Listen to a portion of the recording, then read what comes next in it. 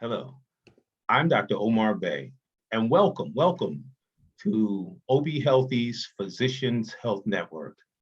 We're a group of Black physicians, and we're here for two specific reasons. We're here, number one, to improve the health of people of African descent. Number two is we'd like to encourage young Black men to go into medicine, to become a doctor because you can and because we need you. So important. Understand that our webinar is every second Saturday. Every second Saturday of each month, we'll be here talking about health from an African-American physician's perspective. If you would like to see our past webinars, you can always go to OBHealthy and scroll to our emblem, that's the YouTube sign. Press on that, and you can see all of our past webinars, wealth of information. All right. Understand that the most important thing that I could say today, and I really mean this, is that do not change any aspects of your medical care until you consult your physician. Only your doctor, your personal physician, can truly treat you the best as far as health is concerned. All righty. So I'm so glad that you've come and joined us today. Number one, I'd like to say, please type in your questions, and we're here to answer them. Today, we are going to focus mostly on men's health because this month, it seems like so many people around the country are focusing on men's health. So we'd like to chime in on that as well. We have Dr. George Johnson with us today, and he is a urologist. And that's so important because we always talk about our Black men in prostate. So we're going to talk about that in all aspects of it. All righty. Well, let's do one thing. Let's get started because I could go on and on, but I don't want to do that. I want you to listen to the physicians themselves. So first, I would like for the physicians to introduce themselves. Dr. Court, can you lead us off, please? My name is Dr. James Court. My specialty is internal medicine. My practice is located in East Orange, New Jersey. Our primary hospital is Newark Methodist Medical Center in Newark, New Jersey. All right, thank you very much. Dr. George Johnson, and he's our special topic for the day. So George, please introduce yourself. Well, thank you for allowing me to join you. I see many of you are my friends that I've known for many years, and it's an honor to be able to join you to discuss these very important topics, men's health, and of course, you asked me to talk about prostate cancer. I'm a urologist, been practicing in the Essex County area for more than 40 years. And I'm currently on staff at St. Barnabas Medical Center, and my office is located in West Orange, New Jersey. And I'm part of a very large group of urologists, about 160 urologists, which we're now, I guess, part of the Summit Medical Group. Excellent, thank you very much. Dr. Kendall Sprott. My name is Kendall Sprott. I'm a retired pediatrician. I did general pediatrics and critical care pediatrics. All right, thank you. And Dr. James Lee. Hi, Dr. James Lee Jr. I'm a second-generation orthopedic surgeon, practice in the Essex County area. Glad to be here. All righty. And Dr. Kevin Clark. Kevin, yes, you are on mute. Go ahead. Hi, good afternoon, Dr. Kevin Clark. I'm a surgical oncologist. I work at Newark Methodist. All right, thank you. And I'm Dr. Omar Bey of pulmonary critical care and a subspecialty in nutrition as well. All right, so we have a great topic, and our topic is going to be centered around men's health. The first thing I'd like to do is, because Dr. Johnson is here, and we're so glad that he could come in and be a part of this webinar. Dr. Johnson, I'd like to start off with you. And you said that you're a urologist. Could you explain what does a urologist do? You know, what do you do every day? Sure. Urologist is a surgical subspecialty and focus on the treatment of diseases of the urinary tract and in men, the reproductive tract. Now, the urinary tract, of course, we focus on treatment of diseases of the kidney, like kidney stones, kidney tumors, blockages of the kidney system, of the urinary system, treatment of cancers of the bladder, cancers of the prostate, cancers of the testicle. We focus on conditions such as impotence, which I know we don't have time to talk about much today, but is important to many men that I see in my practice. So that is sort of a brief overview of what I do. Excellent, excellent. But we're going to, you know, what I'd like to do is I'd like to bring up that topic of prostate cancer. Sure. Because what we all hear all the time is that Black men, number one, it's something that happens frequently to us. And when it does occur, it seems like our condition is always more severe than maybe other races. Can you just start us off with prostate cancer and give us an understanding as to what it is and why it's so frequent in our Black community? Sure. Unfortunately, prostate cancer is sort of the #1 cancer that we see in men. It's the #2 killer. It's obviously, as much as we hear that it's a slow growing disease, it causes a significant amount of mortality. In 2021, the number of cases were roughly about 250,000 new diagnoses and about 34,000 deaths in 2021. So it is a significant disorder. It's a significant disease, which causes, as I said, a significant of mortality and morbidity in our community. Right, excellent, excellent. So, you know, the thing of it is that, can you give us an understanding as far as, you know, at what age would you start thinking about prostate cancer and actually, Well, what do you do to, if you're, you know, if you feel that it's occurring to you, how do you Well- handle it? What do we do next? Well, I think what we do and why we go about screening men, I think when they reach an age where I think we start to see or start to encounter diseases of the prostate. And obviously family history is important as well, which will determine when you want to start screening men for prostate cancer. Right. First Yeah, of all, yeah. Go ahead. I'm sorry. Go ahead. So the screening involves the use of a blood test called the PSA. And of course, a physical examination, and involves the examination of the prostate, the actual rectal examination to feel the size and the consistency of the gland. If you have relatives who have prostate cancer, the screening for prostate cancer starts much earlier. If you have two primary relatives, such as a brother, a father who has prostate cancer, the chances of you developing prostate cancer is increased 8-fold. So screening should start at age 40. Usually, if there is only one relative, after age 45. Men of color are at increased risk for prostate cancer and developing prostate cancer, 7 times more than other ethnic groups. Hispanic men and white men develop it at approximately the same rate.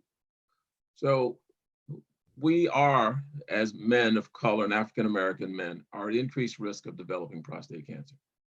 And I think before the age of, at 50, most of us should start with prostate examinations and serum PSA testing. Dr. Johnson, can you, as with most other screening studies, there's always some controversy. Yes. Can you address the controversy with using PSA? What are the pitfalls? Yeah. And in cases, there's some cases where patients are diagnosed with prostate cancer and they're not treated. Can you tell us about those cases? Sure. PSA has been controversial, and because PSA is not a diagnosis, it is I call it a risk assessor. The levels of PSA ranges normally in most men, if it's less than 4, from 0 to 4, it's considered to be within a normal range.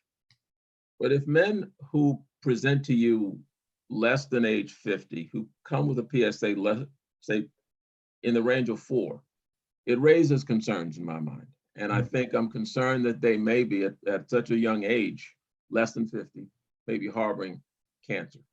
So I would be much more diligent, and I would be much more careful in how I would assess these men to determine if they're going to need a more invasive test to rule out prostate cancer. Dr. Now, Johnson. Oh, go ahead. Okay, yes. Let me just finish Oh, no, this you were one. done. So the question about the controversy of PSA.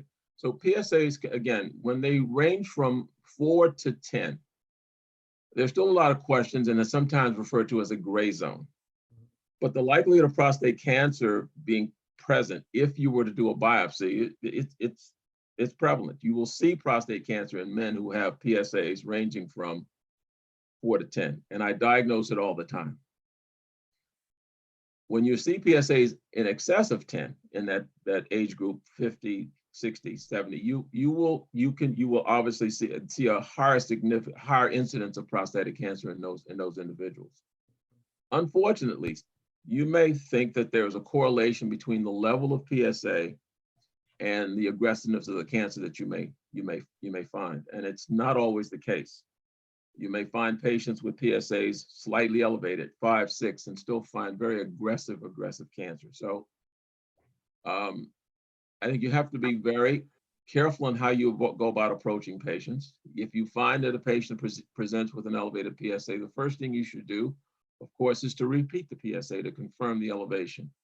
2, of course, do a good physical examination, and 2, take a family history and make sure you get the family history to determine whether or not that person is at increased risk.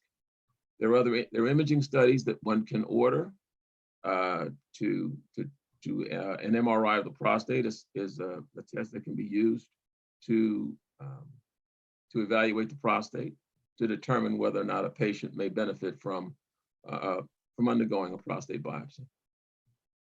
Johnson, Yes. can you please comment on the rate of doubling of the PSA? How significant that is in reference to prostate cancer? So before you answer that, George, could you just Yeah. give us a little bit of background on what the prostate is, where it is, and Sure. what PSA means, and what's the significance of it?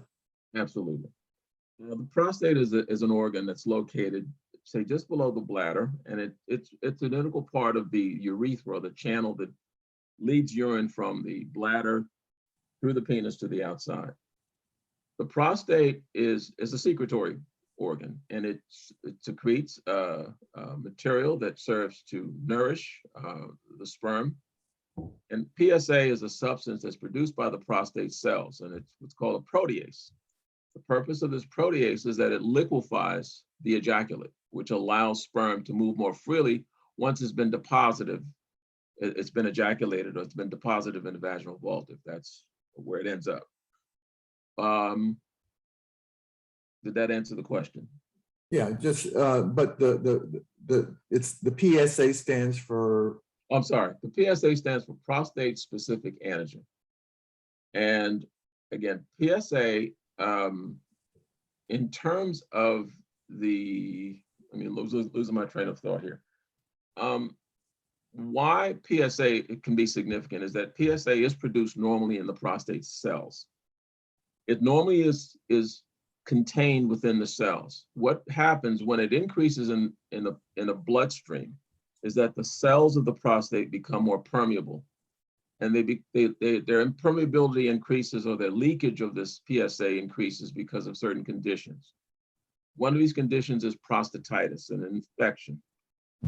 Another can be a manipulation of the prostate on digital examination.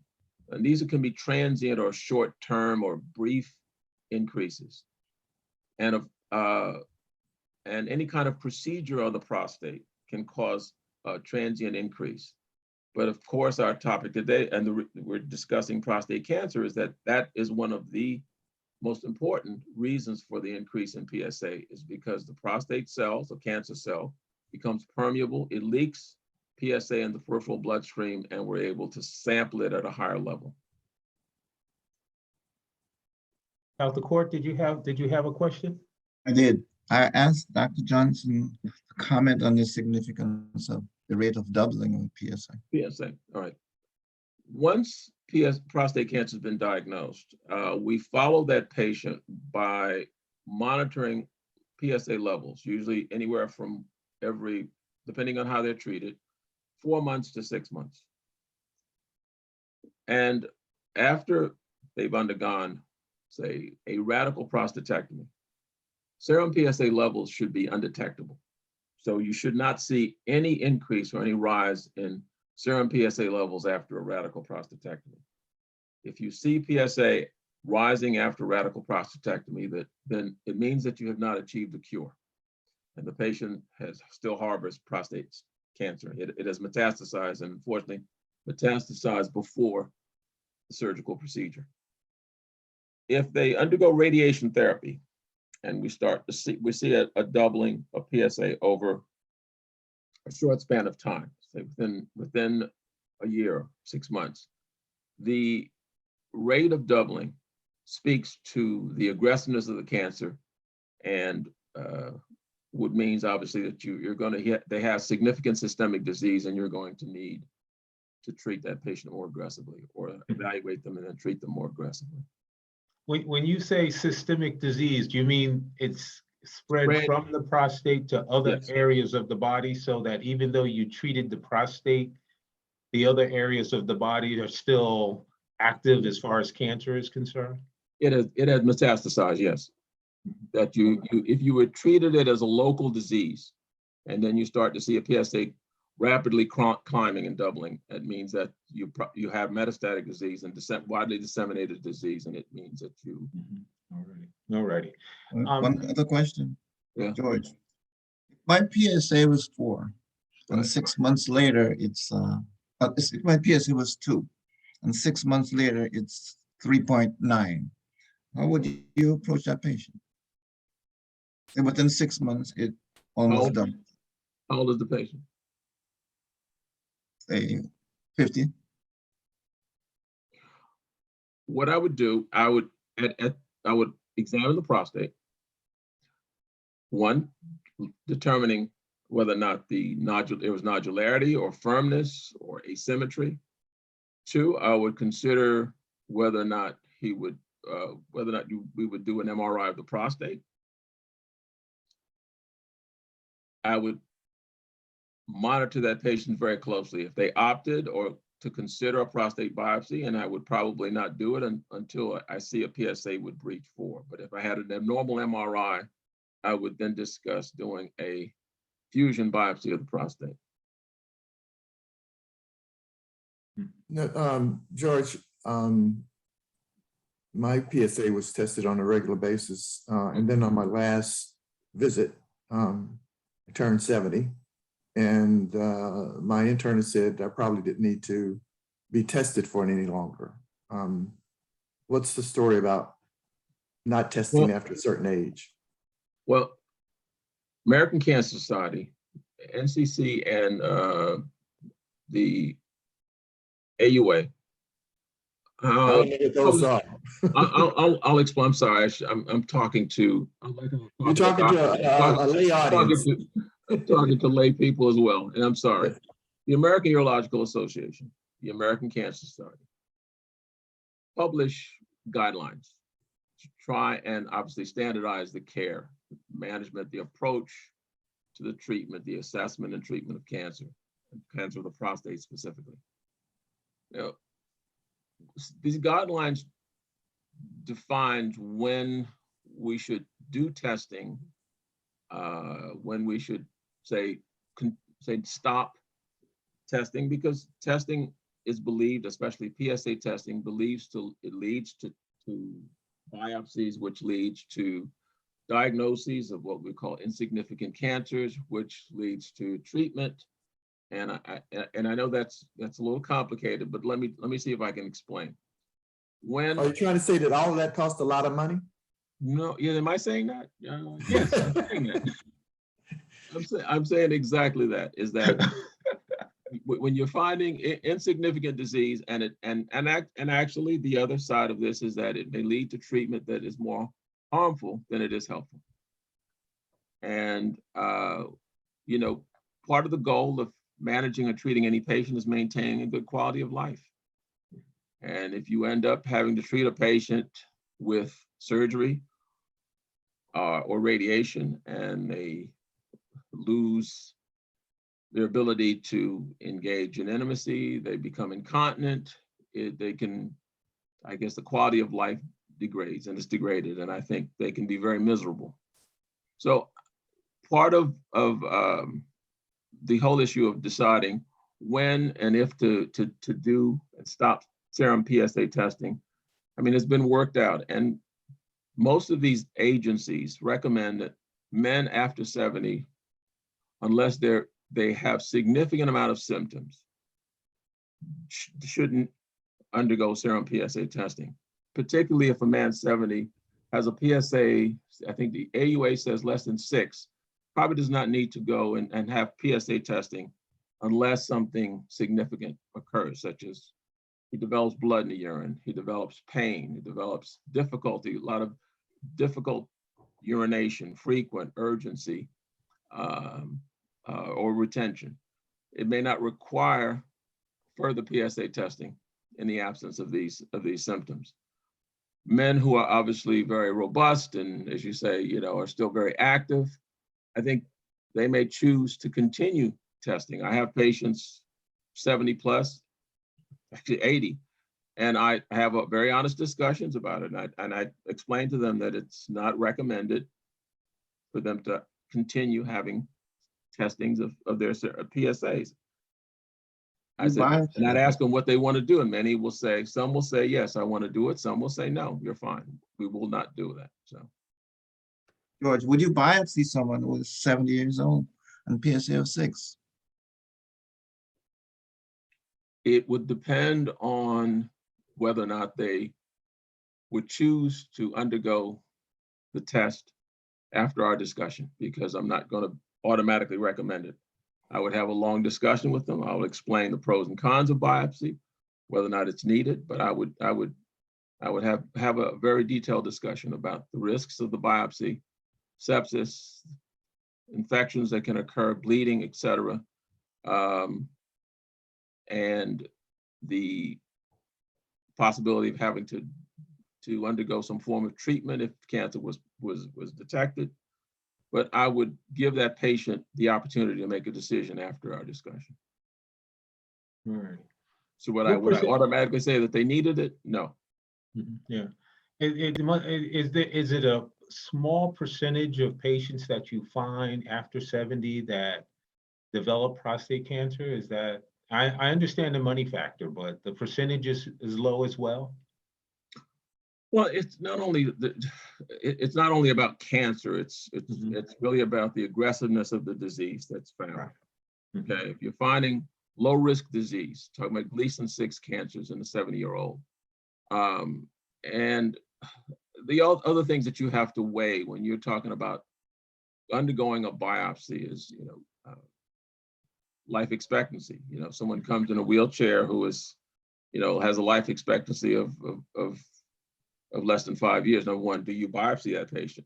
My answer is, I think not. I think that you would not consider that as an option, and I would tell the patient that. And I think the same pertains to someone who is 70 plus who is entertaining and concerned about it. Do you recommend I would recommend possibly following the PSA on a regular basis. If they are comfortable doing it every 6 months or yearly, I would recommend doing that before considering. I would recommend even considering an MRI before they would consider a biopsy. Omar, there's 2 questions typed up. Yeah, I Okay. saw them. Yeah, and I'm going to get to them. I'm not ignoring them. I just wanted to finish our topics that we were. And it's a good time to go to them. It's a good time to go to them.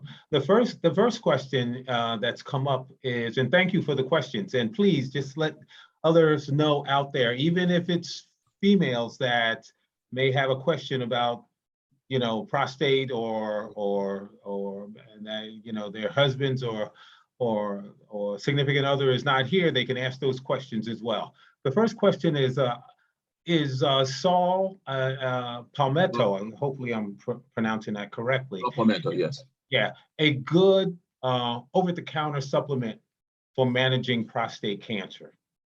No. All right. George, some people. That is the definite. Some people use it to, as a preventive BPH. measure. Well, they use it for BPH. I'm sorry? I said some people use it to try and maybe prevent it. And it's not clear that it is a proven preventative measure. I don't think I haven't seen literature that supports that as it, I know people have used supplementa for years for BPH, a benign prostatic enlargement. And for some, it has worked. Some find it, and a lot of the over-the-counter medications that are advertised, I think, contain supplementa. So, Well, what happens when your prostate gets enlarged? well, that's benign prostatic enlargement. What happens, of course, is that I guess as we age and through the effects of testosterone, the hormones, the prostate cancer cells enlarge, and it tends to cause an obstruction to the flow of urine. Now, not all men are going to experience significant enough symptoms that requires treatment, but this enlargement will cause one to have frequent urination, sometimes during the day, nighttime urination, sometimes urgency, may increase the incidence of infections or prostatitis, may see blood in the urine. And then there can be incomplete bladder emptying where you just don't get all the urine out. And that causes you to void more frequently. And usually what's typically used and medical management is used, which these medications that you may have heard of called Flomax. These are called alpha blockers, Rapaflo, these Uroxetrol. These medications relax the smooth muscles of the prostate and can enhance and allow easier flow and can improve emptying, diminish your frequency, urgency, nighttime voiding. There's another class of drugs called 5-alpha reductase. They're called Avodart and Proscar. It's used in conjunction with the alpha blockers, and that results in a shrinkage of the prostate. There are more aggressive treatments, of course, that may be necessary when prostates enlarge. And they've heard of transurethral resection of the prostate, which is a scraping of the prostate with an electrical current. Laser vaporization of the prostate, which destroys prostatic tissue and just creates a channel to allow easier passage of urine. Now, the second question talked about increased sexual activity and masturbation as possibly preventing the enlargement of the prostate. Is there any evidence to show that? There's not, no. There's no evidence to show that increased sexual activity or increased rates of ejaculation or will decrease the development of BPH or prostatic enlargement. Though I've had some patients who've requested, prescriptions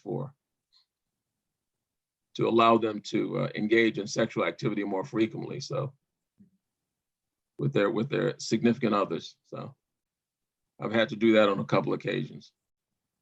Well, they said that also testosterone may increase the likelihood that your PSA is increasing. You'll find more PSA in the bloodstream, I mean. Well, yeah, testosterone supplements can increase.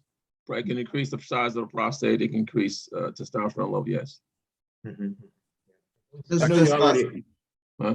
What does Yeah, testosterone do in a patient who has had prostate cancer? Well, the belief is that obviously it's contraindicated because testosterone stimulates the growth of prostate cancer. So using testosterone in individuals who've had and who've been diagnosed with prostate cancer is contraindicated. There sometimes may be an indication to use it some years down the road after it's been proven that the cancer has been cured. Some of my colleagues will do that. I'm not a fan of that. I don't recommend or prescribe testosterone supplements to men who have had prostate cancer. And I also counsel my patients very carefully, and those who have not been diagnosed with prostate cancer, in the use of testosterone supplements, because there are other issues that they have to be concerned about in terms of increased incidence of heart attacks and strokes. It causes increase in cholesterol levels and increases in RBC levels. It's not a benign drug. Dr. Johnson, James Lee here. When we talk about healthy living, healthy lifestyle, exercise, keeping our weight down, eating well, is there prosthetic hygiene? Is there a formula, or is there recommendations that you could give to us in terms of just keeping your prostate healthy, your general, the male area healthy? Is there a general exercise guidelines, diet, things that you recommend to educate the patients on prevention of any type of disease down there? I think the things that you just outlined are the things that would obviously maintain your overall health, will maintain your prostate health. I think nothing different. I think that will encompass everything. So you. All righty. Yeah, I always say we are what we eat. So if you're healthy and you're eating things that will nourish each cell of our body appropriately, then each cell will be healthy. There's another question. Let me pose this question here. It states that my husband had a second PSA test, and it was much better than the first. He has enlarged prostate and has, I guess, an overactive bladder. His urologist gave him Flomax and a second medication recently. Started to feel some pain in one of his testes. Is this a direct possible connection with the prostate with his prostate? All righty. So that's the end of the question. Yeah, she wants to know, is there a relation between? It's not clear that there is, and I think he basically needs an examination to make sure that there's not a urinary tract infection. If he's having testicular pain, make sure that, number one, that the medication is working. It's allowing him to empty his bladder. Make sure that he has responded well and his flow is improved. So he needs basically an office visit to really reevaluate the effectiveness of the medication and make sure that nothing else has developed. Mm-hmm. Yeah, I agree. All righty. George, do me a favor. Tell me how most people present to your office when you suspect prostate cancer. How do they present? Well, I will tell you, Dr. Court does serum PSA testing on his patients, and he may send a 55-year-old with a PSA of 7, and I will see that patient. I will obviously get a good history. We'll talk, as I said, about family history. I'll find out if he has ever had any other serum PSA testing done, if he's had PSA in the previous few years, because I want to see more than one. And if he has had one test, I want to repeat that test to determine whether or not it is accurate or whether or not it was fluctuating, whether or not it was a temporary increase. And of course, the physical examination. And we will then discuss how we manage it. So if we see there's a consistent elevation, physical examination is pretty unremarkable. I will discuss with the patient how we evaluate an elevated and confirmed elevation of a serum PSA. Mm-hmm. Yeah. What about symptoms? Are there what are the most common symptoms that patients present with to you? That's my question. Most patients, no, go ahead, Jim. I was wondering if there is any symptom or sign that tells you early in the course of the disease that you have prostate cancer. No. Most patients with prostate cancer really are not presenting with significant and specific symptoms. Prostatic enlargement, you will see patients come with frequency, nighttime voiding, urgency. Occasionally, they may have urinary tract infections, dysuria, but a good percentage of them will not. So the symptoms may be consistent or with BPH, benign prostatic enlargement. Mm-hmm. Late presenting disease, you're gonna sometimes have more significant metastatic disease, locally metastatic disease, you'll have more significant symptoms. But early prostatic cancer, there are no specific symptoms typically that will alert you to the presence of cancer. So George, if you have a patient that has had elevated PSAs and has had a biopsy, and I guess the number of sites on the prostate or you take biopsies from, and it doesn't show anything, does that necessarily exclude the fact that they have cancer? You know, I've had several cousins who have had biopsies that were initially negative and then positive, and the question was it there all along and they didn't get it, or how does that work? Okay. Here's the way, the type of biopsy you're talking about. If you're talking about a conventional transrectal 12-core, 18-core biopsy done under ultrasound guidance, ultrasound typically may show, in some cases, a little low, we call it hypoechoic areas, okay, low echo areas. And it's not typically consistent or associated with cancer. And that's why ultrasound really hasn't proven to be that effective in localizing and finding cancers. Ultrasound is used basically as a guidance tool. It just allows you to accurately sample the prostate and distribute your prostate samplings equilaterally throughout the gland. When you've had a positive biopsy, and what you would then do, and if it comes back negative, what I typically do, and the PSA continues to rise, I typically do an MRI of the prostate. And we're looking for lesions or perfusion defects within the prostate. Now, if you find that there is and MRIs of the prostate are graded from what we call PIRADS 1 through 5. And this is a radiologic grading system that tries to evaluate or define the risk of finding cancer if you did a biopsy. A PIRADS 1 is benign, 2, no significant abnormalities, 3 is equivocal, 4 is likely to find it, and 5 is very good chance of finding prostate cancer. So if they have a PIRADS 3, that's the minimum grading that you would do, for which you would do what we call a fusion biopsy of the prostate. And a fusion biopsy simply takes the MRI imaging and still uses an ultrasound guidance system to direct you to the lesions that are noted or identified on the MRI. So when you speak about abnormalities on a imaging, I'm not sure if you're talking about an MRI imaging or you're talking about an ultrasound imaging. These are from cousins, so okay, it's hard to tell you what they're talking about. I believe it. But really, when you talk about ultrasound abnormalities, it's not used, I think, as a.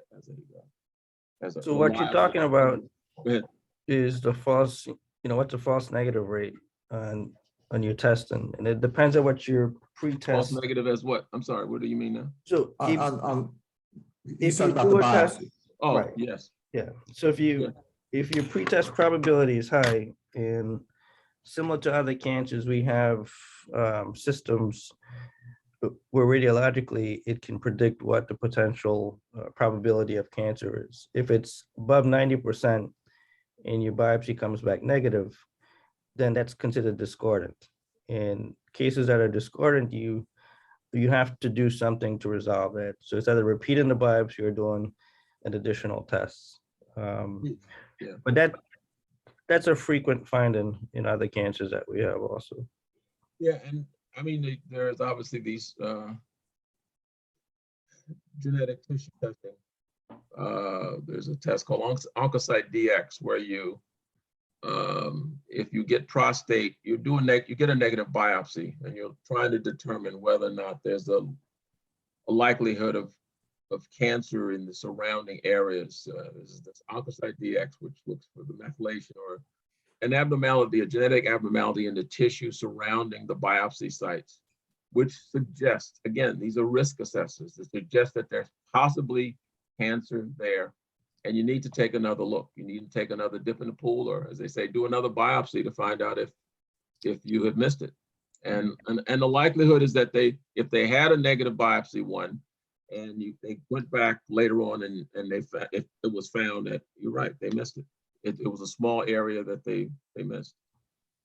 And depending on the size of the prostate, if you're doing a 12 core biopsy, there's a lot of area that you don't hit. You know, you really, it's a sampling. It's, you know, you got a 100 gram prostate, there's a lot of tissue that you're not going to sample. And George, you know, once a diagnosis is made from a positive biopsy, a lot of commercials about the various kinds of surgeries or treatments, the CyberKnife or the proton or whatever it is that can minimize some of the complications related to the surgery. Like you said, impotence afterwards or things like that. Any thoughts about how you go about trying to advise someone on what they should or should not do relative to where certain of these therapies are or are not? Sure. I know CyberKnife has become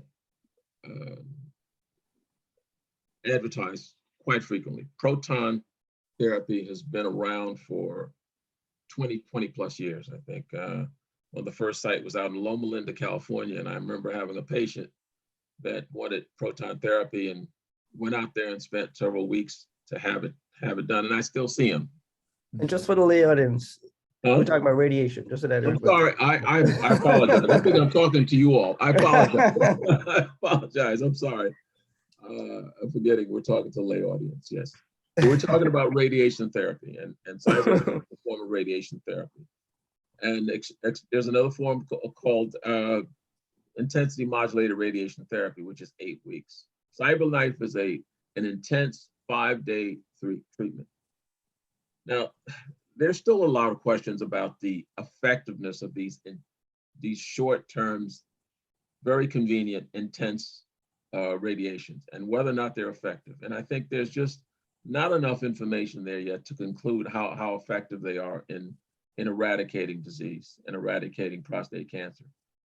And again, it's also going to be driven by your pathology. And patients who have very low risk disease,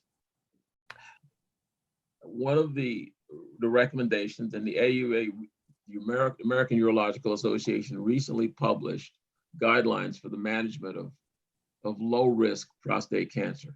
And the recommendation for low risk disease was active surveillance, which is another topic I think we didn't have time to talk about. But active surveillance means no active treatment of the disease. We are simply going to monitor the patient, observe, monitor serum PSAs every 6 months, and repeat the prostate biopsy within 1 to 2 years. If there's any upgrade in the pathology, meaning that they're increased in the Gleason score, which is a pathological grading system that defines the aggressiveness of the cancer, we would continue to monitor that patient and follow them along with serial PSAs and repeating the prostate biopsy. Anytime we see an upgrade in the aggressiveness of the cancer, we would then consider treatment option, which would be radiation therapy, surgical intervention, et cetera. So how would you go about advising someone? So someone approaches and presents with a Gleason's, say, an intermediate risk disease. They're 60 years of age. They are physically well. They may have hypertension, no significant past family history of prostate cancer. No one in the family has ever died from such a disease. What would you advise that patient to consider? Well, current AUA guidelines would recommend that you would offer this patient who has intermediate risk disease active surveillance. which is new. In the past, that patient would be advised to consider radiation or surgical intervention. Surgery means removal of the prostate and the surrounding tissue, put you at risk for, again, incontinence, impotence, and those are issues that patients need to hear, and we need to have a clear and honest discussion about the potential problems that can attend the treatment.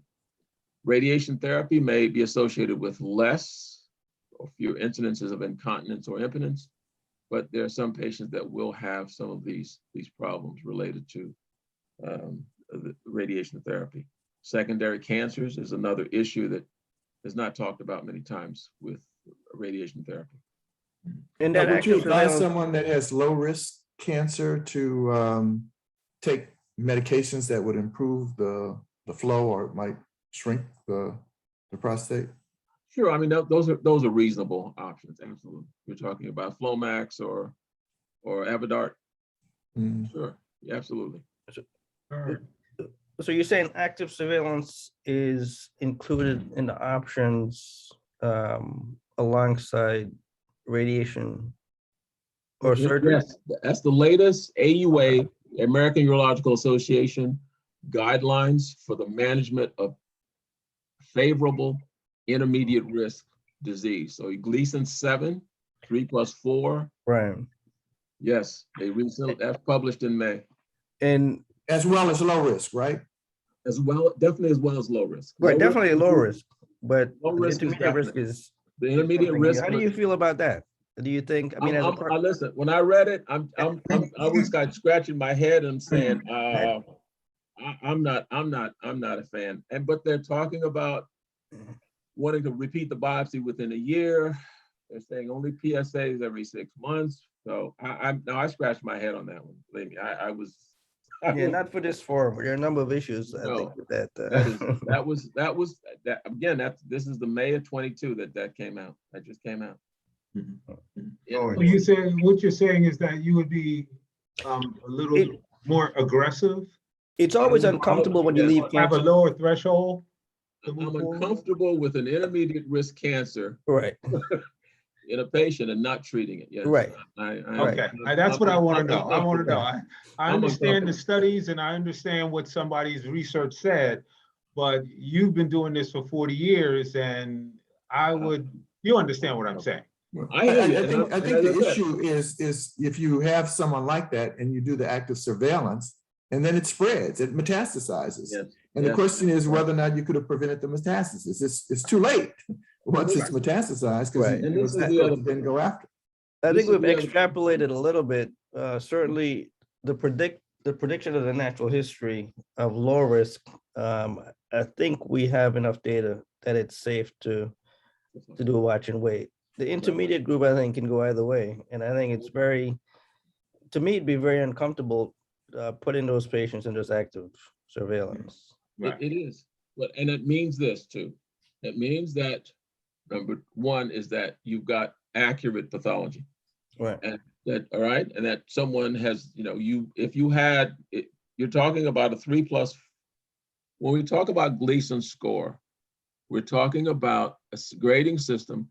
This is a histological or pathological grading system that, again, tries to evaluate and assess the risk of the cancer that is found. And they use a grading system that ranges from 3 to 5. And you get 2 grades for any particular area. And those 3+3 is the lowest, called 6. 5+5 is the highest, which is 10. Gleason's 10. Now, 10 is obviously a very high risk, very, very aggressive disease. And the 3+3 is a 6 is what we're talking about as being a very low risk disease, which can be watched or surveilled. Mm-hmm. Now, when you have a 7, as they say, it comes in 2 flavors. There's a 3+4, which is we call a intermediate risk favorable, and there's a 4+3, which is an unfavorable intermediate risk. And unfavorable intermediate risk, again, is a must treat. It's not a disease that you would watch, that you're going to observe or surveil. It is a disease that you strongly advise patients to consider one of the treatment options that we would discuss. And Hey, as I Dr. said, Johnson. Huh? It's Pat Anderson. Just so Patrick, how everyone are know, I you? came pretty good. Thanks. I apologize for being late. I got a little stuck. You know, everyone, Dr. Johnson is one of my heroes. How are you? Good. Yeah, I'm pretty good. Thank you. So I have a question for you. It would seem to me that the Gleason scoring system, keeping pace with, as Kevin and some of the other guys know, keeping pace with what we do with other cancers. Mhm.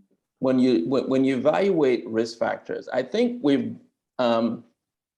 I've added some tools other than what the pathologists think, the size of the tumor, the location of the tumor, and we do some molecular analysis. We're looking at high-risk markers. So for example, in endometrial cancer, we look at microsatellite instability and those kind of markers.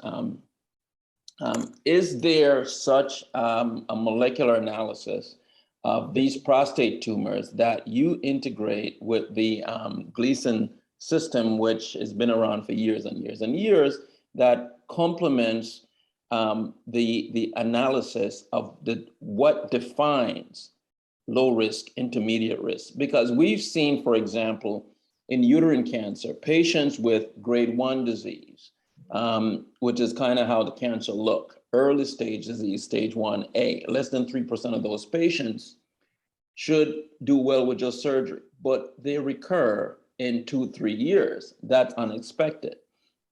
So, we can talk about low risk prostate cancer, that's a separate conversation, but intermediate risk, are there other genomic/molecular analysis that goes on with these tumors that help us now subdivide who we can actually follow with active surveillance? And interestingly enough, they are. Of course, you've heard of the Cipher and Polaris. Absolutely. Interestingly enough, when you look at the latest AUA guidelines, they advocate doing these testings on tissue, as you say, to differentiate, as I say, a more a tumor that take a slower growing, a more benign course is the one that's more aggressive. And they advocate doing the testing. But then on the other side of that coin, they say that it should not necessarily be used to decide. As I said, I read this over again last night. I read it a few weeks ago, and it's interesting the positions they take with regards to that. They feel there's not enough information about these genomic markers to utilize them in your final decision making. Mhm. And then my other question to you is, again, the prostate and the uterus, they're like akin in my head. Embryologically, one was supposed to be the other or the other way around. Dr. Spratt, correct me if I'm wrong. You remember this stuff. But truth be told, so we now divide uterine cancers into the type 1, the hormonally driven tumors, and the type 2s, the ones that have undergone some spontaneous mutation, but exhibit high risk features based on these molecular markers. Right. Unfortunately, we see that more commonly in African American and people of Black and brown people more so than others. And these generally has a poor prognosis, poorer prognosis, even when you evaluate stage for stage. Again, with the incidence of prostate cancer in men of color, and clearly in families where there is some defined genetic syndrome. So for example, if someone has a family history of Lynch syndrome, which does include colon, endometrial, prostate in men, do we use those same set of analyses, those same discussion points to decide who you actively surveil? I think testing patients and doing genetic testing is I think is important. And I think that if we could do it more frequently, it's probably a valuable tool. And absolutely, I don't think we do it enough. And I don't think that we have the means sometimes to be able to do it, either through our insurance or through our financial means, I think that's what limits the availability of that kind of testing. Does it, for men of African-American descent, is it important? I think it is. And I think it can be very useful, because I know that I have patients where I see multiple generations, fathers, sons, grandfathers, who all have prostate cancer. Okay, and obviously, you know, as you say, to being able to surveil these men, and I advise all my patients when they come, and I talk to them about their sons, and I tell them when their son should be seen and how they should be evaluated, if a father or if it's a grandfather. You know, I speak to them about family history and the importance of testing and being evaluated for prostate cancer. But I absolutely agree with you. I think it would play a role. It's important, but I don't think it's as available and as it probably should be. Before we take our break, let me just read a couple questions of Dr. Johnson, and let's get those out of the way. Then we're going to reintroduce ourselves, take our halftime break, and then we'll get back into it, okay? And maybe we can cover some other aspects of, since we have you here and your wealth of knowledge, we can cover some other aspects of urology, okay? The first one is, does the TURP, T-U-R-P, or the T-U-N-A help? I'm assuming they're talking about either prostate cancer or BPH. I think, well, the indication, a TURP is basically a procedure to resect prostate tissue to address bladder outlet obstruction. And the indication is usually for benign prostatic enlargement and obstruction to the flow of urine. Tuna is used, it's using microwave, or I call it one of the thermal therapies, where they're using a probe which is inserted into the prostate, and the area is heated, and it results in the shrinkage of prostate tissue, again, to allow easier passage, easier flow of urine. So these are both treatments that are used to treat benign prostatic enlargement and bladder outlet obstruction. All right. There's a second question, and let me pose this one. Will medications like ditropan help one avoid frequent urinations or control it? Are pressure devices near the head of the penis, can they help with controlling the urge of urination?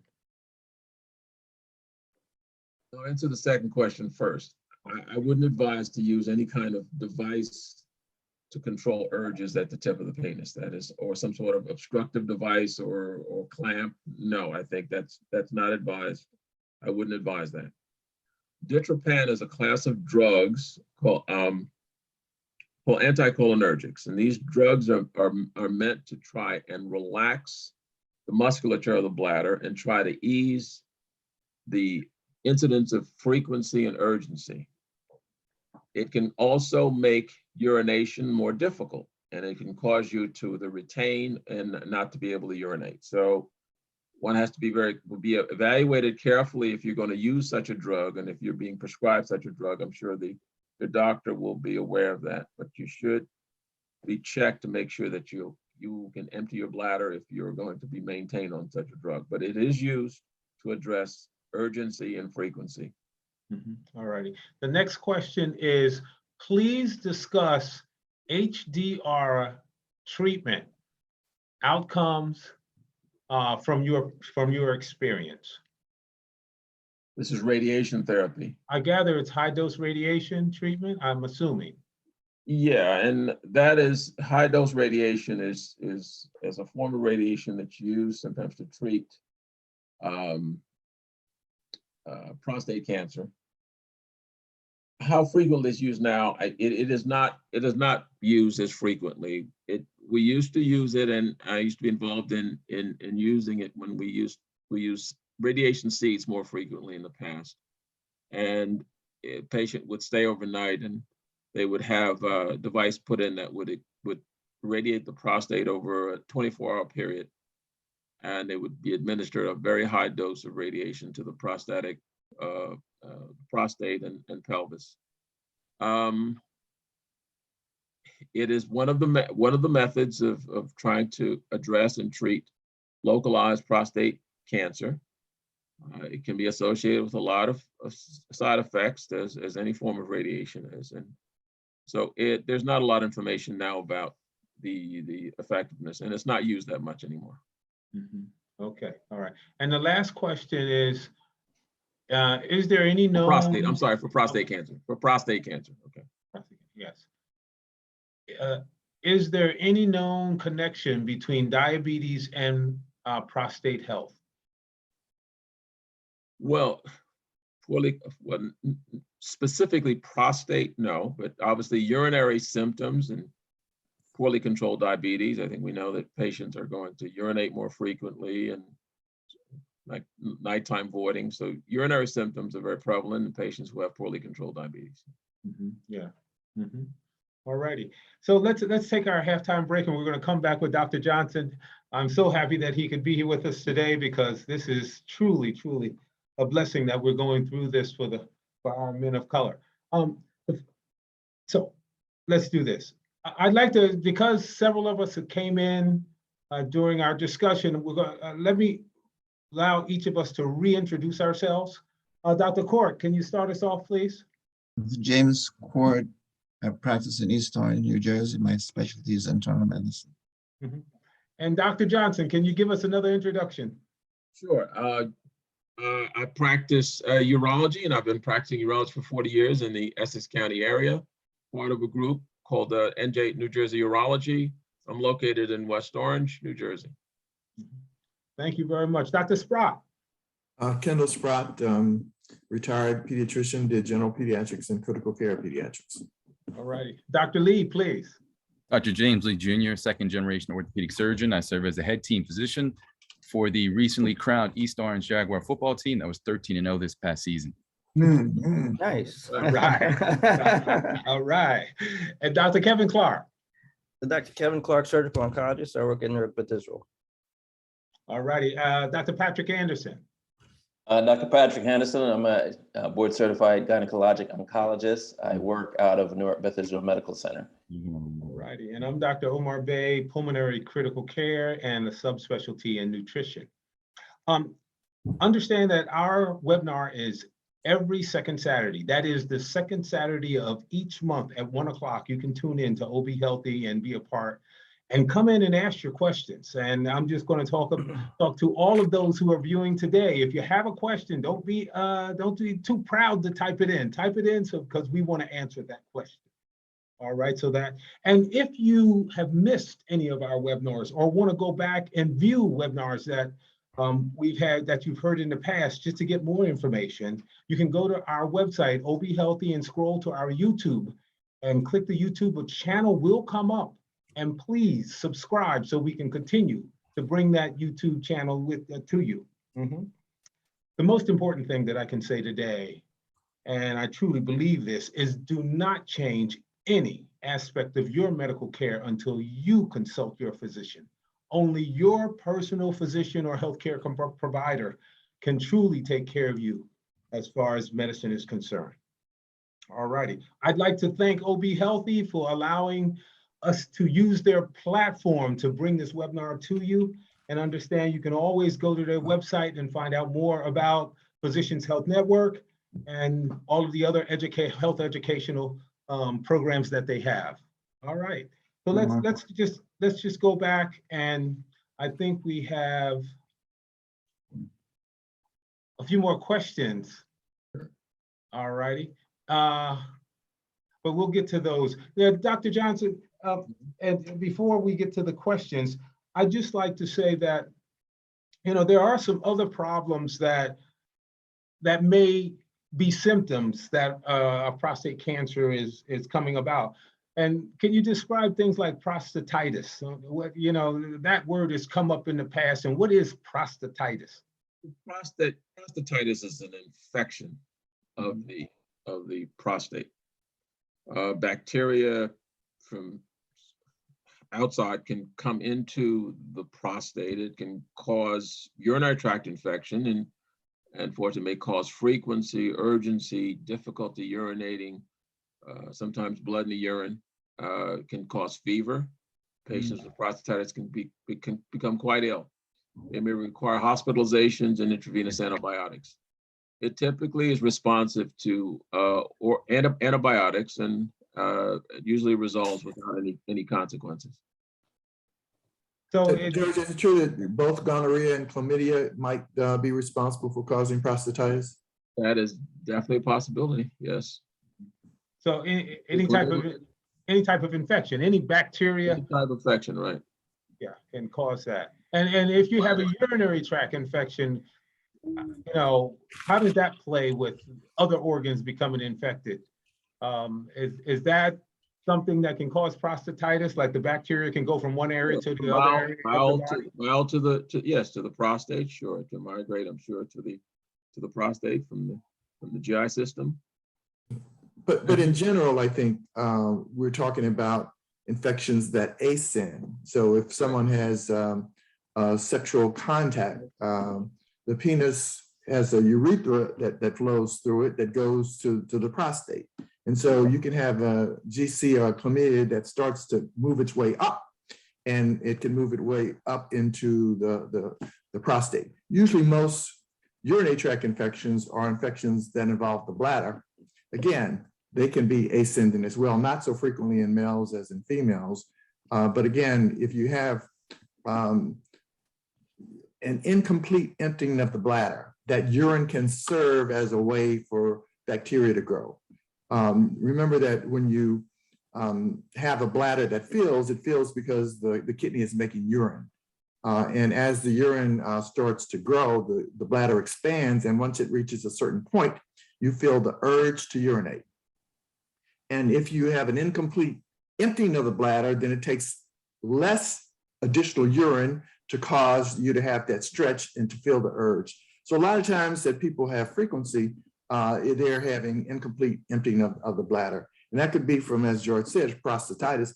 Constipation, which can occur, especially in older individuals, can also cause compression of the urethra that then causes incomplete emptying of the bladder. And that has nothing to do with the prostate. So one of the things that you have to consider is that you have something that's not directly related to the bladder that might interfere with its emptying, like a lot of stool in the rectum. Oh, burning question. So retention from constipation. I can't hear you, George. Dr. Gezzi, come closer, please. You may even see patients who develop retention of urine from constipation. Patients who have, fecal impact, who come in urinary retention. And also, as you say, as far as the ascending infections are concerned, more commonly with urethritis, chlamydia infections, you may see epididymitis and architis. Testicles and epididymis get infected. So that's pretty common. All righty. Dr. Court, you had a question? Yes, question for Dr. Johnson on male infertility. Because I'm frequently asked, well, I can't get my girlfriend or my wife pregnant. How do you approach such a patient? Because frequently they're asking me, well, can you give me some more testosterone? Of course, I don't give that. I refer them to you. How would you approach such a patient? Unfortunately, You refer to him as a sperm donor? The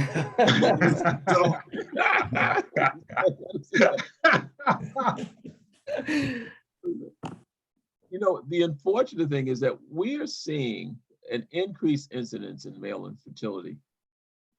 And over the past 15 years or so, it has become, in younger men, we're seeing a significant rise in the incidence of infertility. And it's not completely explained, and we don't know why. And whether or not this has to do with, I guess one of my favorite topics of discussion is the prevalence of plastic in our environment and the use of plastics and endocrine disruptors that are contained in these plastics, and whether or not that is what is responsible for this increase in the incidence of infertility in young men. So I see it a lot, and we're fortunate to have actually a specialist in our practice who focuses on male infertility. That's all he does. So what I do, at least, is I do some of the basic screening. I will evaluate the patient, get the history, do examination, looking for obvious abnormalities of the genitalia. We'll get semen analysis to determine how abnormal it may be. And usually if we have one abnormal semen analysis, I would wait like a month, maybe a month, a little more, and I would repeat it to see if it's consistent. Because sometimes there are viral illnesses, there are illnesses that can cause one to have abnormal semen analysis. And You consider abnormal? what? What do you consider an abnormal sperm analysis? What three features do you look for? Well, you're looking at numbers. You're looking at the number of sperm being generated. You're looking for motility, and sometimes you're also looking at the morphology, the shape of the sperm. Certain percentage of that there should be a normal morphology. There should be a good number of, and motility should be over a certain percentage, greater than 50, 60%. And then you have to look at the millions of, you should be producing, I guess more than, is it 30 or 40 million, sperm cells, depending on the lab we use. Right? So you should see a good number. The numbers, motility, movement, and the way they appear, morphology. Those are the things that you look at. Excellent, excellent. George, there's been a lot of discussion about disparities in health outcomes in various different diseases and even in cancers. And I don't know if the American Urological Association has looked at whether or not there are differences in the types of therapies that may be offered to African-American men for the treatment of prostate cancer. Have you seen whether or not that's the case or not? I really haven't, I think because of where I've worked. And I think looking at my patients, and what will limit, I think, access are the things that we've all experienced. And that is obviously patients who may not have the kinds of insurance coverages that may allow them to have access to care. But in this part of the world, there are many options. And fortunately, most are going to have access to the same kinds of healthcare and options and treatments that patients with more commercial insurances have. So have I seen that? Well, yes, I mean, through the years and where we've worked, yes, we've seen disparities, and disparities are, I guess, the socioeconomic issues that causes. But there appear to be very often inherent biases in the physician in terms of what they decide that they're going to offer a person of color, even with the best of insurances. And I know, you as African American male won't have those things, but I've occasionally sent you a patient who's seen a white urologist that I just wasn't sure whether or not they were doing the best for my friend. Let me answer it this way, since we're on a forum.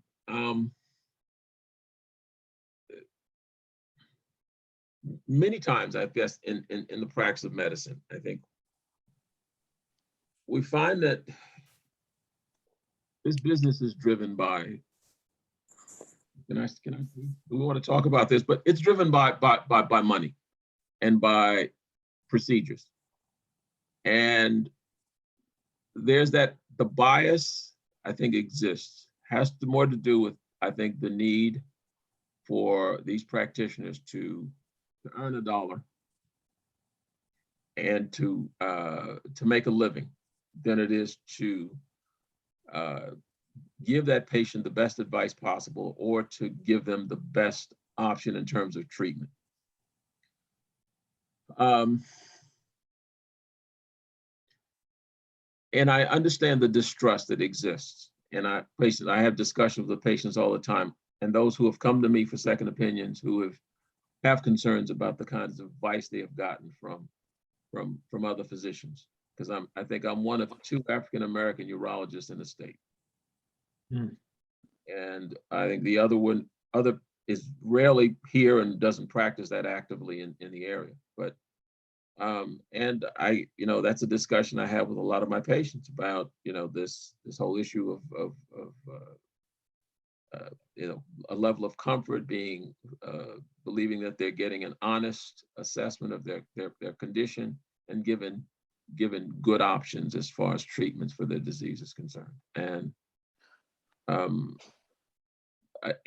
as I said, I'm not sure if I answered that as clearly You were as. very diplomatic in your answer. Well, if I might comment, it's an interesting conundrum in the sense that, there's a study that I did myself on disparity in outcomes in African-American women in a hospital where the 80% of the people I serve is of African-American descent. And the intrinsic control in that study was the provider, who was an African-American. And I actually presented this paper at the International Gynecologic Cancer Society meeting in Osaka a few years ago. And one of the secondary outcomes was exactly what we're talking about, the treatment that was offered.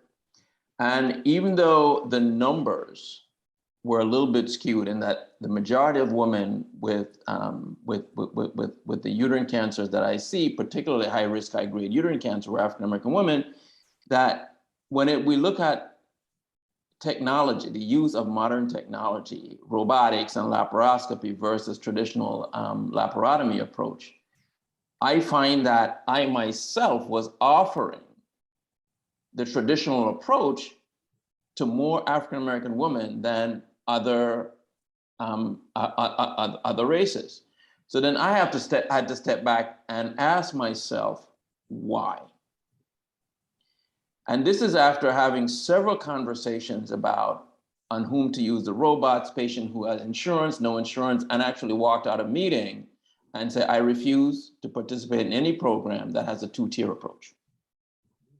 So when you dissect, and I'm talking about my own study, when you dissect the outcome, many times the patients that I'm seeing who I offer traditional laparotomy to are patients who tend to have some other comorbid condition for which we cannot do minimal invasive procedures. For example, chronic obstructive pulmonary disease, you can't keep them in that Trendelenburg position, high airway pressure, morbid obesity, and late stage of presentation. And clearly some of those issues did influence my decision. So then I had to look back and ask myself, how willing was I to sit and really operate in earnest on patients who are quote unquote not easy because of the stage of the disease, the size of the tumor, and so on. And, I have to say I'm blessed with an associate who will come in and sit and say, we can approach it this way, that way, or the other. Yeah, and that associate is Dr. Clark, right? We've now spent the time to develop techniques to take care of these women with these huge pelvic tumors, often who've had multiple surgeries, prior surgeries. That's another factor that goes into the equation, the number of prior surgeries. And as the surgical heads on the panel knows, more surgeries, more difficult any other surgery can get. And Kevin, we sat there and we operate on these patients, right? We put catheters in to help us identify structures such as the ureters, Dr. Johnson. We put sizers in the rectum so we can delineate the rectum, so we can accomplish, identifying critical structures. And so now I'm sure going back, if we revisit that study now, that percentage that gap is significantly closed. So, what's offered clearly is multifactorial. And I have to say, before I start criticizing other folks, I look at what I do. And, and I can honestly tell you, when I evaluate folks who are of different races than we are, and when I give them my opinion, sometimes the response is almost the reverse of, giving a disparate approach based on what my motives are.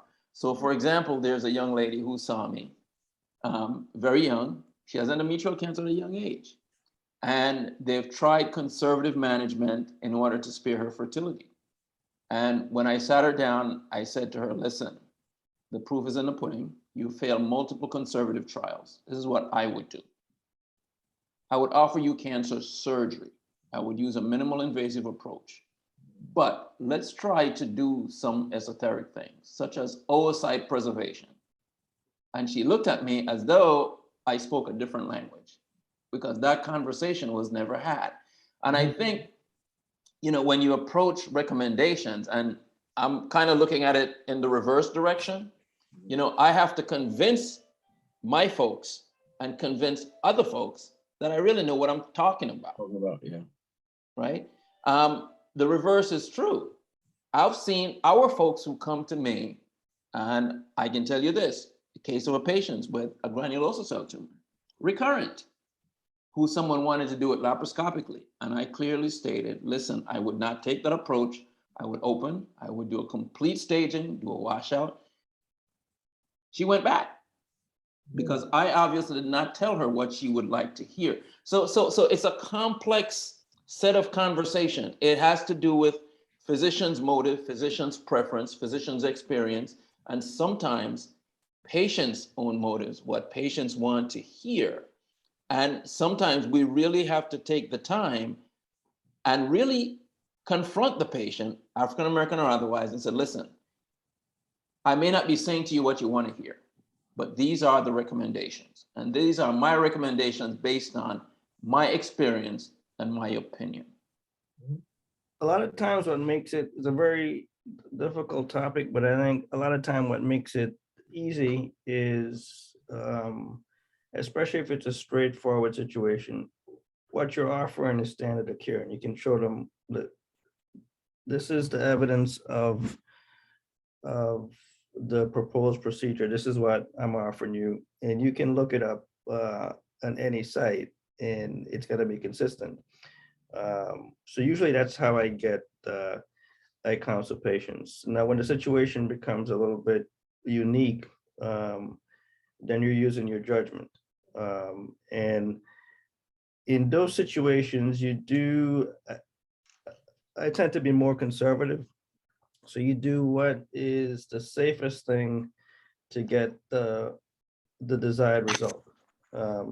And Pat will tell you, we've done cases where probably a lot of people wouldn't have done the case, but I think if you can get patients through safely, and have a result where it's going to affect their overall outcome, then I think it's worth it. But it's very difficult conversation sometimes. Yeah. We don't know a lot about why normal cells develop cancer. But there is a belief that our immune system, if it's working properly, can pick up cells that have cancer and destroy them. And so a lot of cancers never develop. And so now there's a lot of work being done to use a patient's own immune system to help deal with cancer. Are you seeing immunotherapy being tested for prostate cancer, George? Immunotherapy has not been, I think, used, as widely, or are you seeing a lot of testing in prostate cancer? Therapies, there not been a lot of new therapies and new approaches with regards to prostate cancer. I mean, androgen deprivation in one form or the other, chemotherapy has been used. You're seeing immunotherapy used in other, I think, cancers of kidney. It's a little more prevalent, but in terms of prostate cancers, you're not seeing it as much. And I'm not. I saw where they're using it. There was a recent study of a small number of patients at Sloan Kettering with colon cancer.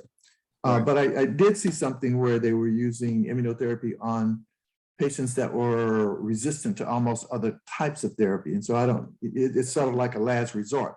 But I think as time moves forward and we become a little bit better understanding as to how these cancer cells markers might be developed, you take away a lot of the side effects of chemotherapy and radiation and surgery if the immune system could target these specific abnormal cells. I think you're absolutely right. And I think you're right. And that's I think, and there's a lot of interest in immunotherapy for various cancers. And I think you're on point. I agree with you. Excellent questions. Now, let me say thanks for the kind words from Dr. Linda Cameron and Anita James. Thank you for those kind words in our chat. There's a question that's here. Let me read it, Dr. Johnson. I have a nephrologist due to damage done to one of my kidneys due to an aortic dissection. My urologist also seems to be monitoring my kidneys. What does urology have to do with kidneys? So I guess they want some clarification. Well, in this case, I guess the question is to whether or not there was an obstructive or blockage of the kidney. And that's the role the urologist would play in trying to either evaluate, assess the obstruction that may have been caused by a surgical procedure, scar tissue which may have developed in the ureter, which obviously with that obstructive process can compromise the functioning of the kidney. Excellent. You know what I'd like to do? I'd like to cover some other areas, and maybe we have some questions coming back to urology in the future, but. But could I ask one more? Go ahead, Cap. So Dr. Johnson, and it's a big topic, but the hematuria. Yes. So the significance of hematuria, say in the middle age group. Okay. I'll give you a little an example, but I'll tell you how we typically approach it. Right? Especially, and then there are guidelines that are American Urological Association. Hey, George, could you just define hematuria so everyone knows? I'm sorry. Again, here we go again. We're not. I think I'm talking to the guys in front of me here instead of our wider audience. Hematuria is blood in the urine. Okay, and hematuria can have a couple forms. Gross hematuria means that you can see the blood when you urinate. Microscopic hematuria is not evident to the naked eye and is basically detected when a dipstick test is done in an office setting or doctor's office, and under the microscope, it's confirmed. So that's how it's defined. Microscopic hematuria has to be confirmed with an abnormal urine analysis. A dipstick test alone is not sufficient to confirm that. Right? So, and the technician will then go under the microscope, count the number of red cells, and if obviously there are a significant number of red cells, that's defined as microscopic hematuria. The workup involves a urine test. You want to rule out infection because it can be prevalent in a urinary tract infection. CT of the abdomen, pelvis, with or without contrast, is part of the workup. Ultrasound is not sufficient. You're looking for a good anatomical study. And a cystoscopy. Cytology plus or minus can be done. Cystoscopy, George? I probably again. Cystoscopy is the visual examination of the urinary tract with a scope, a telescope, has a camera on it, and you're able to examine the lining of the channel in the man, the penis, the urethra, in the same structure in the male, and in the woman, and the bladder lining, looking for any growths, stones, any kind of abnormalities that can explain the presence of blood in the urine. When you perform this cystoscopic examination, you're looking again at the bladder anatomy or the lining. You're looking to see whether or not there's any blood coming from the ureteral orifice or the openings of the tubes that basically drain urine into the bladder. And so the CAT scan obviously is important to look for any kind of growths, tumors, stones, obstructive or blockages. Last week I was one of the facilities I work in, and I was one of the doctors is a bariatric surgeon. it was a 62-year-old man who was scheduled for a bariatric procedure. So the day before, he complained of gross hematuria, urinated, saw blood, complained of then frequent. In the morning that he came to the hospital for a surgery, he was complaining of burning, frequency, urgency.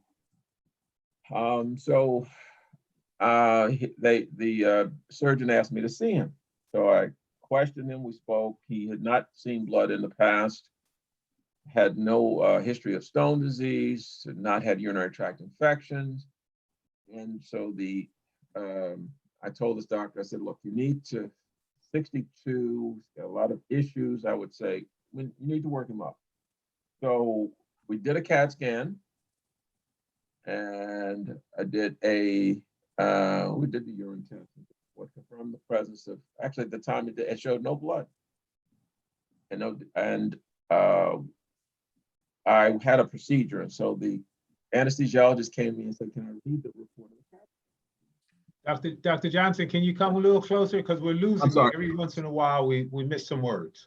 So the CAT scan was done, and the bariatric surgeon wanted to try and proceed with the case. And I said, we should probably wait. And so the CAT scan showed a 14 centimeter by 11 centimeter tumor, enhancing mass of the kidney.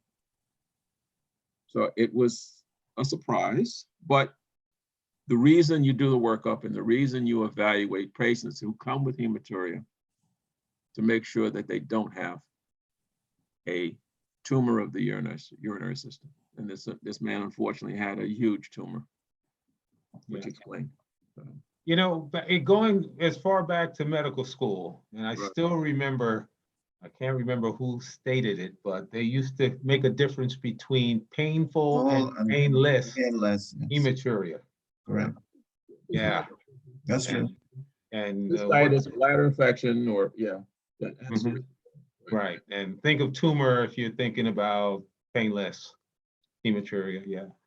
Also think of sickle cell disease. This man had painful, he had hesitancy, frequency, urgency. So he had some mild dysuria. So this was not a classic. Not classic, yeah. No. What were you saying, Dr. Court? I'm sorry. Think of sickle cell disease as regards to painless hematuria. Yeah, my approach to it is that if ever you have blood in the urine, first you want to make sure that it is blood. And George talked about examination on a microscope, because the dipstick can pick up things like hemoglobinuria, which isn't blood, that might be present. But infection and inflammation are always there. So you can have inflammation involving the urethra, so urethritis, and then the bladder, cystitis. You can have a hemorrhagic cystitis from a viral infection. You can have ureteritis, which is the ureters. You can have nephritis, which is the kidney. And then you can have something invasive like a cancer that might cause any of those things along the way. So I think it is important for you to, as Dr. Johnson says, to do the evaluation, but always remember that the blood has to escape a blood vessel in order to get in there. And certainly trauma, if you've had, and you normally have a history of that, is always something that can damage blood vessels and cause blood in the urine. So, yeah. You know, I know that earlier, Dr. Johnson, you were referred to men not having the ability to have erections. And since we have some time, and I know this is something that, especially with things like diabetes and hypertension, and, you know, when I make rounds in the ICU, the history usually goes, you know, something like this: 50, 60, 70-year-old with hypertension, diabetes, heart disease, hyperlipidemia. I mean, that's how it starts. That's how my history starts. So can you talk about having difficulties having an erection? That's the setup. You're talking about comorbid issues. You're talking about diabetes being, I guess, one. You're talking about hypertension and medications that we're used to address hypertension. These are all causative. And so I see patients say every office session who present with these comorbidities, and who are complaining of difficulty with intimacy and difficulty achieving erections. And so many times I said the causes are evident, and the problem many times is how to treat. The answer many times has been the use of some of the agents that you've all heard about, Viagra and Cialis, which is these are drugs that increases the blood flow to the penis and can help to overcome some of the problems with of lack of blood flow from these comorbidities. And many patients will respond initially to those and are able to do well, and they're able to perform. Their quality of life will improve. But there's some who have significant disorders and will require other kinds of strategies. Penile injection therapy, where medication is injected into the penis itself, but that can help to improve and increase blood flow. And the most aggressive interventional strategy is the implantation of a multi-component inflatable penile prosthesis. So, George, when you talk about erectile dysfunction, people may want to know what's normal or what's abnormal. And as you age, the general theory has been that you have sex less frequently. But the issue of what's normal in terms of frequency as you age can be very variable, I think. Absolutely. And it is, I think the biggest issue is, can I or can't I? If you can, many times, as you said, as we age, the frequency at which you're going to engage and have intimacy and the desires of your partner, I mean, those are all things that come into play. And so if you're able to, many times, and you're able to perform, I'm not going to hear from these patients. But it's when, and many times, or sometimes, obviously, if their desires are more significant, they'll come and we'll have a discussion and come up with an approach. But it's when patients really lose the ability totally that I think they present for consultation and discussion. It seems like the use of the drugs you mentioned, Viagra, Cialis, and others, used primarily for older individuals, have sort of crept down in age, where very young folks are asking for these medications. And in order to get the prescription, you have to say it's erectile dysfunction. But have you seen younger men asking for these drugs because they think it's going to enhance and they don't necessarily have a problem? Some have come, I do, and I've seen patients in their 20s, patients who come, but they have other issues, other underlying. Some who have psychiatric issues or who are on psychotropics and have had difficulties with erections related to some of those issues. But I have seen more younger men, absolutely. But I carefully, we discuss and I speak with them very honestly. I don't, as I say, I don't bite my tongue when we talk about the reasons, the indications to use these medications, the risks. And but you're right, I do see on occasion younger men coming. And do these medications work when someone might have a trouble because they're on a hypertensive medication or another kind of medication? They do, and they work on these patients who are on antihypertensives. And I have patients who've come and, I sent them to the internist because their pressure was markedly elevated, and they come back and they say, look, since I've been on this medication, I'm not able to perform. What can you do? And so we resort to the use of the Viagra, Cialis, and it allows them to resume intimacy. And I think patients are, because I've had some who've said, look, if I can't perform, I'm not going to take this medicine. I'm not going to take my blood pressure medicine. I said, no, that's not a good idea. But so let's figure it out. Mm-hmm. Is there a tolerance to those medicines? Meaning that over time, it's just less effective as you use them going forward? It's not clear to me what do you mean, that they respond and they're able to achieve erections? Yeah. You know, like initially they work great, but as time goes on, they don't work as You're well. talking about Viagra and Cialis? Yeah. Yes, yes. You see it over time. Sometimes it may take years, Mhm. but that's why you have dose adjustments. You may start out with using 50, 60 milligrams, but over time you may end up having to increase it all the way up to 100 milligrams in order to Mhm. achieve the same quality of erection. Right. And that may be having to do with the underlying diseases too. Yeah. That's Diabetes and stuff. Yeah, I understand. Dr. Sprock, do me a favor. Can we approach something with, as far as men are concerned, you know, having a primary care doc, why it's important? Dr. Court, you may want to chime in on this as well. And why do Black men seem to avoid the doctor? You know? I can't answer the question in terms of why they avoid seeing the doctor, but it is true. I mean, in most families, the mother, especially in pediatrics, but for most of the family members, it's the medical decision maker in terms of that. I think many men have a belief that nothing's ever wrong with them, and going to a doctor is just a waste of their time. And very often they associate time with money, and therefore they don't go, and they postpone, and they find out reasons. And I know that there was a couple of years ago a campaign to get individuals to take the men in their lives to the doctor so that they could get tested for prostate cancer. But I think the idea is for you to have someone who's well-rounded in medicine who can be a decision maker. The older you get, the more likely it is you're going to have some kind of a medical issue. And very often, you might have multiple problems and see multiple specialists. You need to have someone who's going to be the recipient of all the information from these various specialists.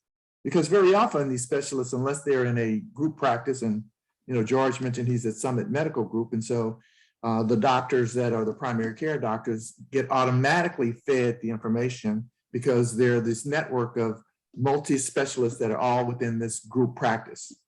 And so they can hit on the computer because of the computerized medical records and see all the things that you've had. But if you're not connected, if those specialists are not connected, if you go to see a cardiologist who's not in the same group as your urologist is, or the gynecologist, then there's a disconnect. And the ability of the primary caretaker to get all the information to know what's going on, because very often, I've seen folks that are on 12 different medications, some of which are prescribed, some of which are supplements, but all of it needs to sort of be put together. And each time you go to your primary care doc, one of the things that they usually will do is they say, are you on these medications, or have you stopped taking any? Have you put on anything more? And that way they can make some I'll say decisions based upon the information that they have. And very often it's that person who ought to be communicating to the other family members if indeed you want them to understand what's going on with you. And they can also make referrals to those individuals that they trust. And it doesn't matter, who is in your family. My daughter, who has 2 grandkids, was going to take her daughter to see a gastroenterologist. And I said, and I knew what the problem was. I've been telling her what to do. The 1-year-old baby has had constipation. I told her what I thought she should do. And I have a friend who says, she's one of those Google moms. I said, you're absolutely right. They go on the computer, they start to research, and they look at this and this and this and this. And look, I've practiced pediatrics 40 years. I have sort of a unique set of skill sets because I did inpatient pediatrics, and I did critical care pediatrics, and then I did general pediatrics. So, I know, and again, I was in Newark, and the number of specialists that were available was somewhat limited. And so for the most part, you had to make clinical decisions based upon what was in the best interest. And so I know that I must have treated hundreds of kids with constipation. And I've seen all those specialists, and most general pediatricians see mostly well babies, Mhm. and those that are sick usually have what we call benign self-limited conditions. So you're not going to see that many folks that are going to have really serious complications. And so I think it becomes important that you understand that the primary care doc has seen lots and lots of things, normal and abnormal, and they make decisions about who they should send you to. And they will know if they've sent folks to 5 different pulmonary specialists, which of her patients or which of his patients have gotten the best outcomes and got the best treatment from them. And it's a lot better for them to make informed decisions about who you go to, as opposed to you choosing someone because they're in your group or they're this or this and that and so on. And so they can help to guide you to what they think is going to be your best outcome, the best specialist for you to see. Because they've seen folks come back that their patients have been well treated or well received, and they say, I'm not going to send anyone back to them. No. But I think that you have someone like Dr. Cart here, who's been in practice for 40 how many years. years? 40. 70 years? 40. Sorry about that. But he's seen a lot, and he's referred to a lot of folks, and he knows who he's comfortable with, and who, if he sends his patients to, if his patients trust him, they ought to be trusting who he's sending you to. And sometimes he may wait and say, yeah, if that person may not have an appointment for you for another month or so, but you need to wait and see that person because I know what kind of outcome you're going to get. And it's very important for men. I mean, men are very often think that this will go away or this won't happen, and it may, but it may not. And very often the tragic things that we often see is you wait too late for something. It's a late diagnosis, and then it's a lot worse than what it should be. In many conditions, I don't care what it is, asthma or whatever, if you can reverse an asthmatic attack very early when it first starts, you can prevent them from getting sick enough where they might need to get hospitalized. Or if they get hospitalized, they might have to go on a respirator. And so I think it's very important that if you have something, you get it checked out. I know doctors don't like to see folks that complain about every little thing and think every little thing is something major when it's not. But I think it's good to have a person that you can trust, both with your care and their advice as to who else you ought to be seeing and what you ought to be doing. They also should have a list of things that should be done as you hit certain ages in terms of questions that they need to ask, tests that they may need to do. How often do you need to have a colonoscopy? As Dr. Johnson says, these guidelines change over time. And so, if you have a good internist, you have a good family practitioner, they can be your best friend and advisor. And also the person who can put it together after talking to the various specialists or looking at the consultations that they've had after they sent you off and they come back to them.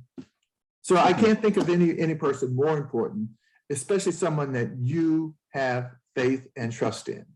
And one of the questions you need to ask is, is Dr. Cart, who's your cardiologist?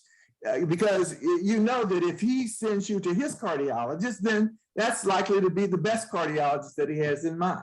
Amen. And the same thing, you ask your doctor, well, who would you go to see? Yes. And they would tell you. And they say, well, and it's not someone that's around, I think you need to go across the river or you need to go somewhere else. But they'll give you the best advice for where you ought to go, including some of the hospitals. Very often, sometimes certain hospitals have certain things that are state of the art that might be not at a local hospital or something. And so I think it becomes important for you to develop that relationship. And you've said it at the beginning and at the end. Don't do anything that any of us say unless you first talk to your doctor, because they have a lot more information and a lot more history with you if you've been going to them over time. True. Thank you so much, Doc. I have to say this. From my 40 years experience, the real reason why so many of us don't come to the doctor is because we don't think we're sick if we are not having pain. In other words, people from my culture and yours also, they don't come to the doctor, especially males, unless they are hurting. If they're not in pain, they're not sick. High blood pressure doesn't cause pain. Cancers don't cause pain early. When you have cancer and you have pain, you don't have much longer to live in this world.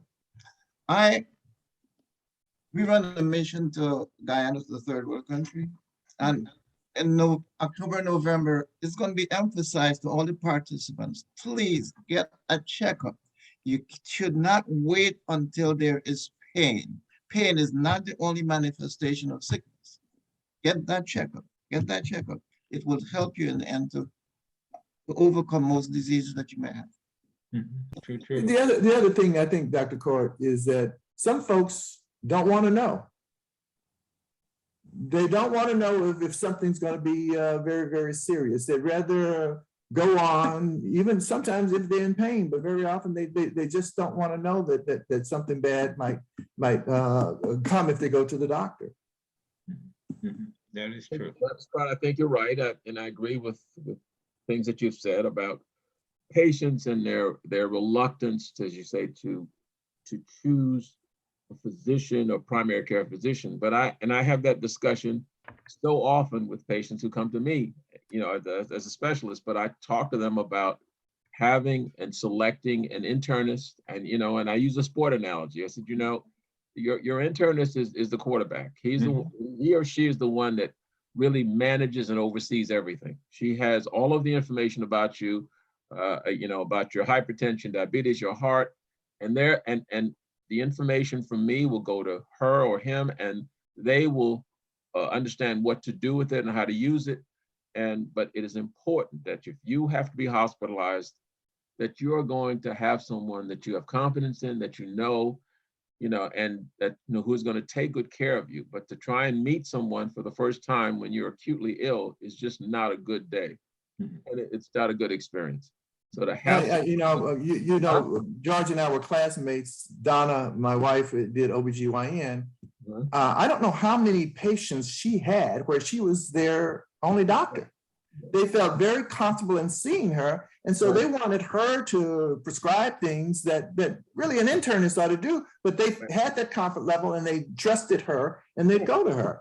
But the reality is that, she's trained in OBGYN, not that she didn't know all these other stuff, but that really wasn't her area of expertise. And she ought to be referring those patients to an internist, but they didn't want it. They wanted her. Yeah. I think it's very multifactorial, both in men and women, the different reasons. My son-in-law, he don't have a doctor. My neighbor across the street, he's almost 50 years old. He don't have a doctor. He goes to the urgent center when he has got something wrong. Like you said, he got a pain of this, he goes to the urgent center. And I'm serious. And these are folks that got money, they got insurance. The insurance will pay for them to see the doctor. The urgent care centers are convenient. And I have so many patients that come from urgent care centers. They say they go there for their routine. And I said, that is just not a good idea. I think you've got to find someone to take care of you. Who knows you? Yeah. Let me ask another question. Being satisfied, our seniors, I find it in my practice so many times. I'll have an older patient that come in and they're old like us. Just like us, yeah. About us, there you go. And they will come in and they will complain about how their doctor treated one of their doctors, or it can be their primary or specialist, treats them, but they don't change. No. And I feel that if they had a mechanic to come and fix their car, and they fixed their car and they didn't do a good job, would they go back to that mechanic? Probably not. No. And I think we need to be diligent in finding people that we can be comfortable with and feel that we're getting the best quality care. Give me some inkling as what you're thinking about as far as that's concerned in African Americans. I'll start. One of the issues is, I think we as physicians, it's not like the blue wall like the police, but to a certain extent, we don't necessarily want to criticize our brethren and our sisters if indeed we see that they aren't doing the best for the patients that we've referred them to. And you know, if you have family members or you have friends, they're going to ask you questions. And so when they ask you a question about what this doctor said or did, you know, to a certain extent, they already have an inkling about something wasn't right. You know, folks have had laboratory work done. They call them for the results of laboratory work, and the doctor doesn't know and hadn't looked it up. There are all these kinds of things that occur.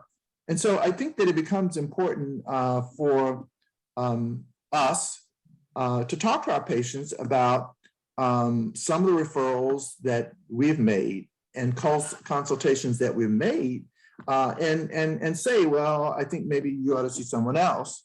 And you don't necessarily have to criticize that person, but you need to say, I think you need to see someone else because I think there's some other options, and I'm not sure that they have explored all of these things. I think it's also good that you, and again, time is short. You know, almost every physician now is on the clock. You need to advise them as to how to make that visit with that consultant or that person more worthwhile in terms of having a series of questions that they ought to be asked and got answered. You know, and it should be written down because very often folks will forget. They get intimidated. They have to wait around a while. They kind of forget the doc's in a hurry, their assistant's in a hurry, and you're in a hurry. But I think that you can increase the value of your visit if you are thoughtful about what you're going to get out of it and have your internist help prepare you for the questions that need to be asked and answered. And it does take time, and that's one of the things that not many people have a lot of. But I think that if you give the individual a set of expectations, and then those expectations are sort of held out when they have the visit, I think you'll increase the chances that it'll be a positive outcome for them, and it'll be helpful to the doctor that they're seeing. Excellent, excellent. And I know we're running over a little bit, but just this last thing that I want to cover is when you're going to see your doctor, write down the questions that you want to ask them. So important, because it just happens to any and everybody that as soon as you get in front of the doctor, you can't remember the questions that you truly wanted to ask. And then you're out of the room and you're on your way home and, oh, I meant to ask them this. It's so important. Is there anything else that we want to say as before we wrap up? Any topics short topics that we want to cover, any of you want to cover? The only thing I'd like to talk about just a little bit, and that is that mental health in our community is extremely, extremely important. And there's so many individuals that suffer from depression, which can be another factor that prevents them from getting care or the type of care that they need. And it's something that I think that everyone needs to be aware about, and many people don't like to talk about, but it becomes important. Your doctors can help you with some of these issues. Sometimes it's medication, sometimes it's just referring you to folks that can see you and help you with these issues. But mental health issues, depression is extremely, extremely common. And especially we've talked about it through COVID with isolation and things, but even outside of that, lots and lots of folks suffer from depression. It could be mild depression, and I'm sure Dr. Court, you know, as an internist, sees a lot of folks who you just look at them and you know they're depressed and they need help. But I think it's very, very important for people to realize that they may be depressed and to raise it with their physician so that they can get help. All righty. I think that, go ahead, Dr. Court, you gonna say something now? It's okay, I echo what he said. All righty. You know, the thing of it is that in ending, I just want to say that that topic of depression, definitely we need to cover that more extensively. And when Dr. Salam comes back, we will have a session on depression itself in our people of African descent. Number two is that, and I talked to Dr. Clark about this earlier about breast cancer, and we're going to definitely cover that as well. Those are some of the shows that we are planning at this particular point. One thing I'd like to say is that July we will not be having a webinar in July. We're going to use that as our vacation month and give the physicians a chance to relax and cool out. And on that Saturday, they can sit back and have the beverage of their choice and don't have to worry about the webinar, number one. Number two is that we will be back in August and look forward to, coming back and bringing you some interesting topics as far as African-American health, and as we discuss it from a Black perspective. What I'd like to say is thank you to OBHealthy for allowing us to bring this webinar to you. It's such a wonderful thing that they put themselves out there and allow us to bring this platform. Secondly, we are here every second Saturday, except next month, July. Every second Saturday at 1 o'clock each month, we will be here. And coming through via Zoom, remember that's at 1 o'clock. Don't change any, and I'm going to say it again, don't change any aspect of your medical care until your physician, until you consult your physician, because only your physician or healthcare provider can truly take care of you. And I do truly do believe that. If you want to check out our past webinars, please go to OBHealthy and just scroll down to the YouTube sign and just click on that. And all of our past webinars are there. And yeah, just check them out. So much education there. I thank each and every one of you physicians. Of course, every time I say that, you have no idea how I appreciate each of you coming on and bestowing your knowledge to our communities. Thank you, thank you, thank you. And with that, we're going to end this one, and I'm going to say peace and thank you again for coming and joining us and listening to us, do what we do. And hopefully we will see you next time. Peace. Fine. All right, bye-bye, everyone. Goodbye. Hey, Thank George, you. you got my number? I do. I'll make sure I'll get you though. Okay, Thanks, man. Nice seeing you. okay. Bye-bye. All right, take care, everyone. See you in August.